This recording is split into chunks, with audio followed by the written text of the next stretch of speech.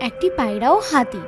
একদিন এক গাছের ডালে একটি পায়রা ও তার সঙ্গী বসবাস করত। পায়রা তার ডিমগুলি বাসায় রেখেছিল। একদিন একটি হাতি খুব রাগী মেজাজে সেই গাছের কাছে এলো। হাতিটি গাছের ডালে জোরে জোরে আঘাত করলো।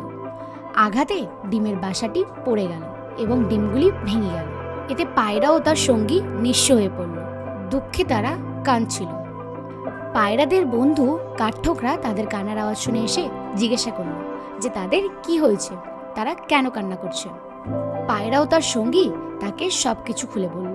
কাঠঠোকরা সেসব কথা শুনে তাদেরকে একটি বুদ্ধি দিল। পায়রা ও তার সঙ্গী বুদ্ধিটি মেনে নিল। পরের দিন হাতিটি ঠিক সেই সময়ে ফিরে এলো গাছটির কাছে। পায়রা ও তার সঙ্গী হাতিটিকে একটি দলদলপূর্ণ জমির দিকে নিয়ে গেল। হাতিটি কোনো কিছু না বুঝে সেই জমিতে ঢুকে পড়ল। দলদলে আটকে হাতিটি ধীরে ধীরে ডুবতে শুরু করল। শেষে সে ডুবে মারা গেল। এরপরে পায়রা ও তার সঙ্গী এবং অন্যান্য সব পাখিরা নিরাপদে বাস করতে পারল।